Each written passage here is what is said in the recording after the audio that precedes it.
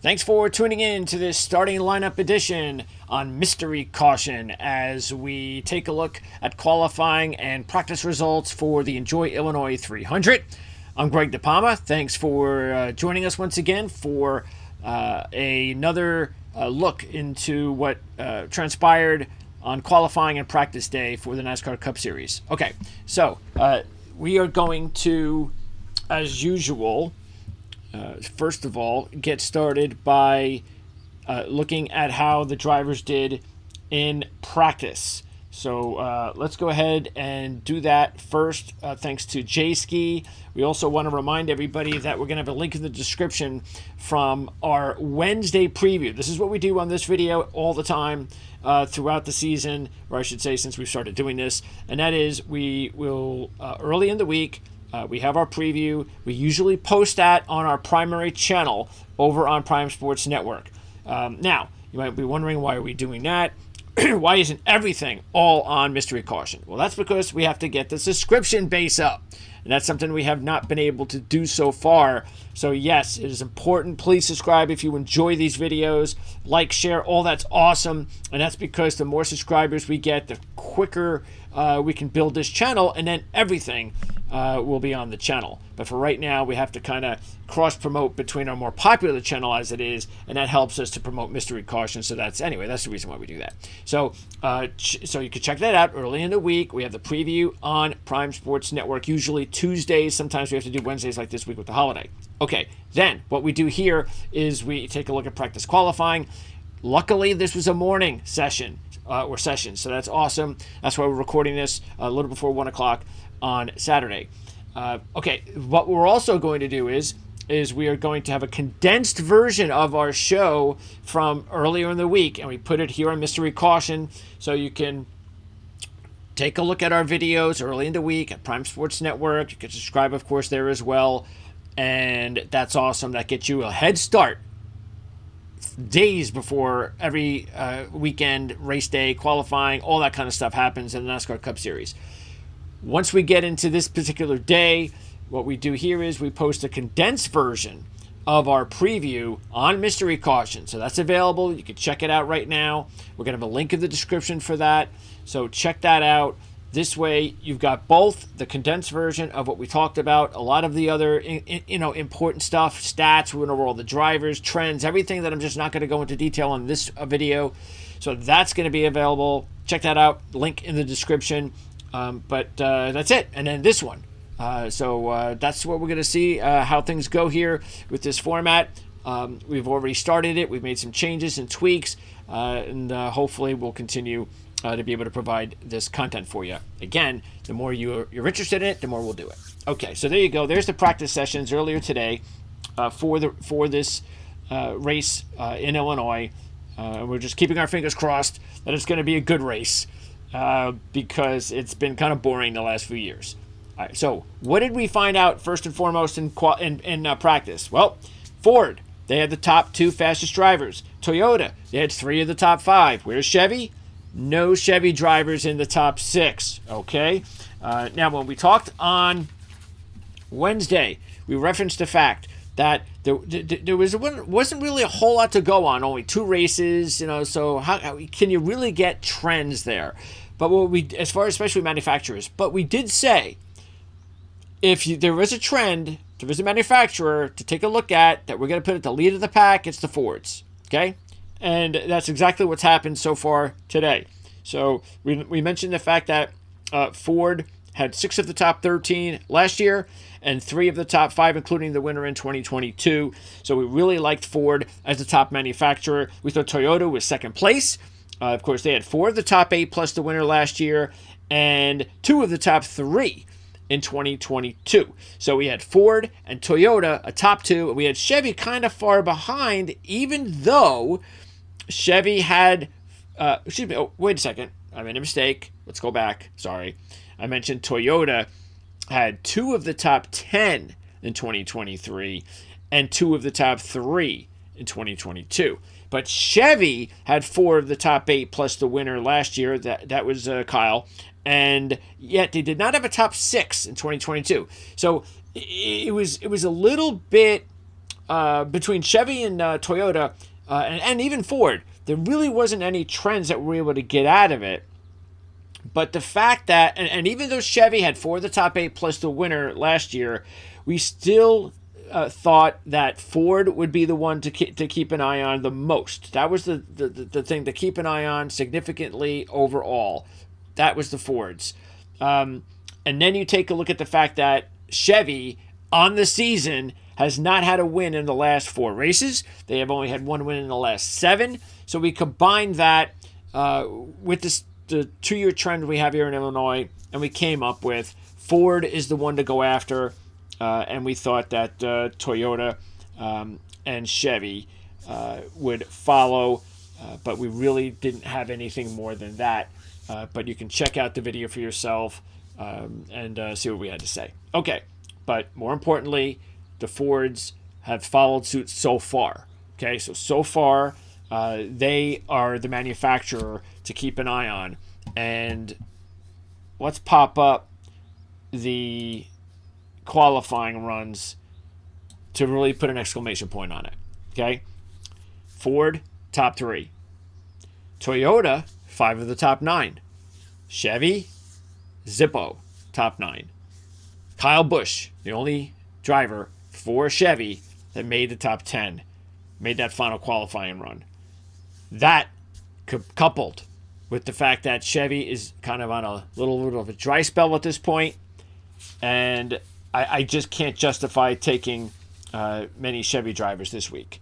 Matter of fact, the only Chevy driver that we're going to take, and that we talked about it on Wednesday taking, is Kyle Busch.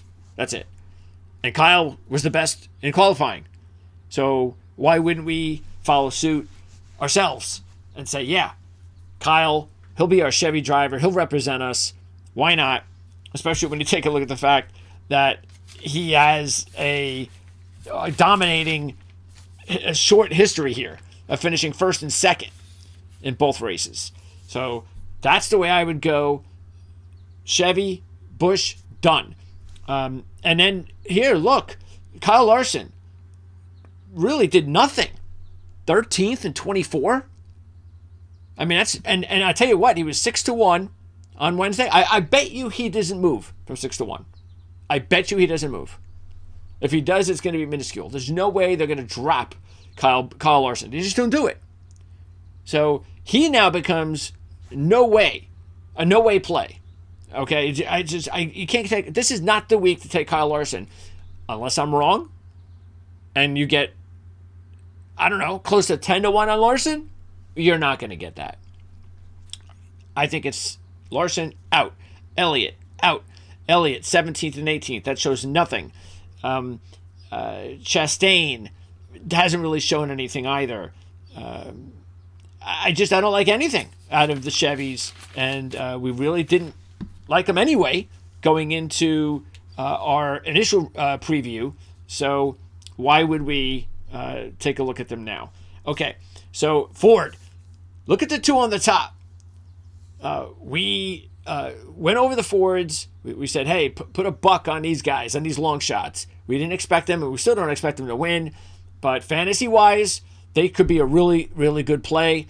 And sure enough, they're backing up what we said. We singled out Michael McDowell on the video on Wednesday.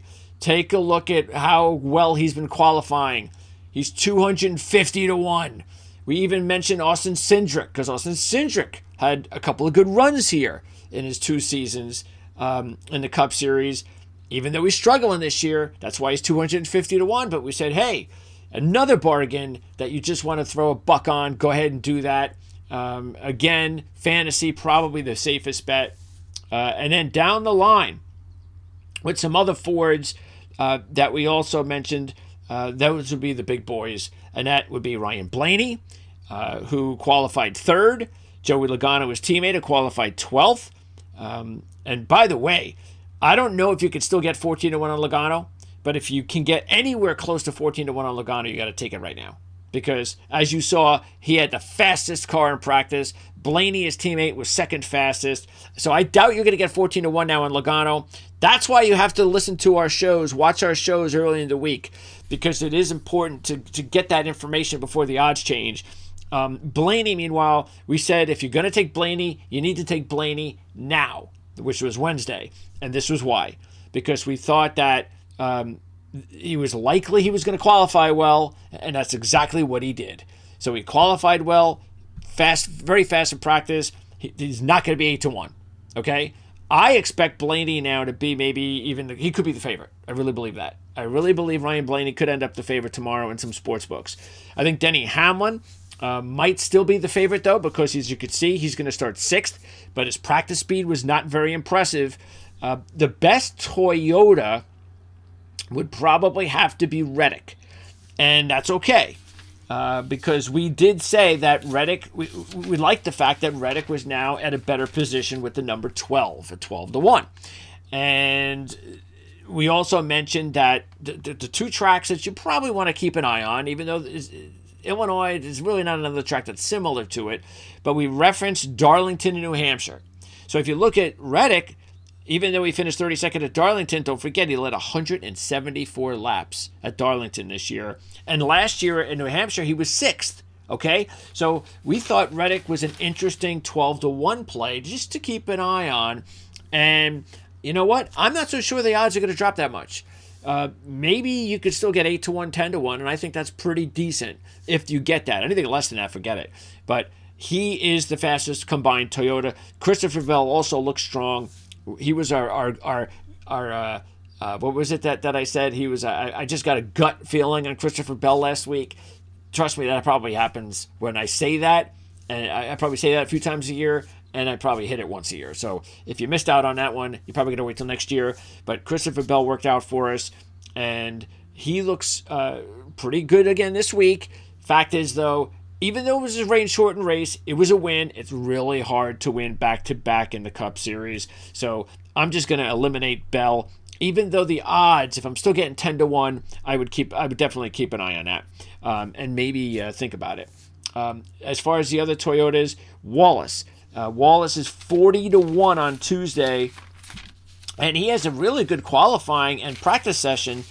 He did finish 7th at Darlington, but we really didn't think that this was the week. I'm pretty sure when I'm thinking back at when we were talking about Wallace, this was just not the week that we were looking at Bubba Wallace. But hey, if you could still get him anywhere near to 40-1 with those 2 speeds so far today, take a look at it. Same thing with Gibbs at 12-1. He was pretty fast. Top 10 session in both. 3rd fastest practice. With Gibbs, we just didn't have a whole lot to go on except the 2nd at Darlington because he didn't have a really good result here last year. So that may be enough where you go, okay, that's Gibbs, if I can get those odds, why not? Maybe I'll do that. He's going to win eventually. He's getting close. And then the other Fords, well, Keselowski was one of our top plays on Wednesday, and I get the feeling you're going to get the same odds. He was 12-1 on Wednesday. My book had him down to about 10-1. I don't think it's going to drop that much. And that's good because I don't think it should. He did qualify in the top 10. I'd be happy about that. His practice speed was okay. Not as good as the qualifying run, but the qualifying run did improve from practice, so I like that. So, yeah, still solid on Keselowski. Definitely like him. Byron, I would just forget this week for Byron. Neither run in the top 10. You're probably going to get decent odds on him, 10-1, that kind of thing. That's just not good enough for me. And again, we talked about Larson. Bowman looks a little slow, even though you're getting 40-1, and he's had a really good season. And then we're going to end with our top play of the week, Martin Truex Jr. And there you see him qualifying right here at 19th. That is disappointing. It's almost like he's reverting back to a few weeks ago when, or really most of the season, where he's been slow in practice and qualifying. You just really love him then when he has a good practice and qualifying run, which hasn't happened a whole lot this year, or at least lately. So, but what at least happened is he did at least do better, and again, you know how the setups are. You don't know what exactly they're going for, but I do like the fact that he was 10th fastest in practice. To me, that's good enough. The 19th, it's a millisecond here, a millisecond there. I'm not so concerned about that with a very good driver like Martin Truex Jr. Am I disappointed considering he was my top pick? Yes, I'm definitely disappointed in that. But maybe, again, depending on whether you've taken him or not, maybe that'll work in your advantage because the odds certainly can't go down from 8-1. If anything, maybe you get a little bit of a break on the odds, and I'd still take advantage of it. Do I like him still? Yes. Do I like him more? No. But if I haven't taken him yet, I'd still take him. Would I take him as my top pick today? No, I probably wouldn't based on what I saw because I've got to go with the Fords. And so as we close out here, what I'm going to take a look now is at what I would play my top picks because CJ's top picks on the show on Wednesday, he had Truex just like I did. He had Truex and Kyle. I had Truex and Keselowski. CJ actually went with Briscoe as his long shot, and Briscoe did qualify. Actually, he didn't qualify well. He qualified 23rd, so not a good qualifying run for Briscoe, and his practice run wasn't very good either. So that looks like it's not going to work out for Briscoe.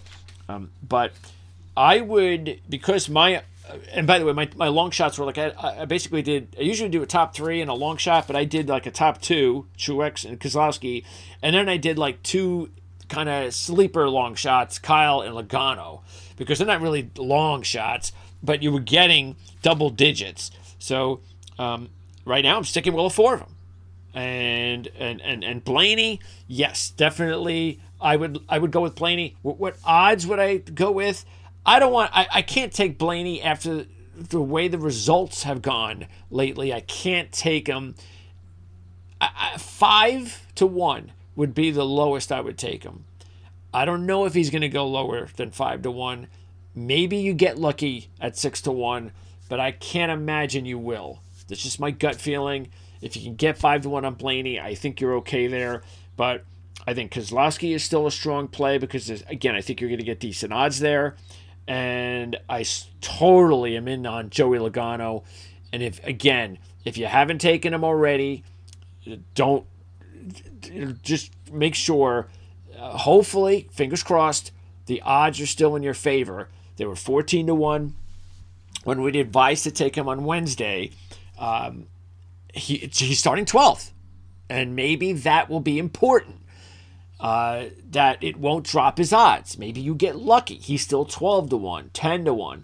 And if he's still in that range of 10 and 14-1, definitely jump all over Joey Logano. I just don't know if you're going to get lucky, though, with that. And then again, the long shots. I don't know how much McDowell and Cindric are going to drop. Again, maybe even Wallace you want to take a look at as far as deep long shots. Those 3 specifically. But if you did not take them already at 250-1, McDowell and Cindric, I don't know. I mean, how far do they drop? I don't know. That's a good question. Probably a lot. You're probably looking at maybe, I guess you could be down to like the 30s. It's possible. Maybe even the 20s. So in that respect, I don't know. I'm not sure. I think I'd be in one of the situations that I often talk about, that if you missed the boat on the 250 and now you're only getting 20 or 25, even though that's usually a good number, I think you've just missed the boat. But because again, I don't see those two drivers. A fast lap is one thing. Winning an entire race is a completely different animal for those drivers. And yeah. I'd be a little bit hesitant to do that, but who knows? I mean, we'll see what the odds look like. Use your best judgment, and that's why you want to tune in to our Wednesday shows or our Tuesday shows, I should say, because when you tune into our Tuesday shows, we're going to give you a leg up on some of these odds on the drivers that you want to take advantage of before qualifying and practice hits, and right there. Might be a great example. McDowell and Cindric first and second based on the odds, and even Ryan Blaney third, because we specified if you want to take Blaney, you take him now before his odds drop, and he has a good qualifying run. So check those early week shows out for sure with me and CJ all season long here on our channels, Mystery Caution and Prime Sports Network. I'm going to wrap it up right now. We'll be back again on Tuesday. What is our next race? Well, we're into June already, so our next race is going to be Sonoma as we hit the road course, and then we go Iowa, New Hampshire, and Nashville. Not exactly a marketing dream of races, but hey, it's a road course next week, so that'll make things a little bit different and unique for 2024, and then we'll go down that road and start things off again, most likely on Tuesday, so check us out, and don't forget, come back on the weekends for these reports on qualifying, and by the way, sometimes if they qualify late on Saturday, I will put the shows on Sunday mornings and wait for the odds to come out, and then I have a much better way of gauging what to go with, or at least what I'm going to go with, and how can I advise which you should go with as well. All right, so thanks for tuning in. Comments, questions, anything, let me know what's on your mind. Love the interaction. Hope you liked the video, and we'll see you next time.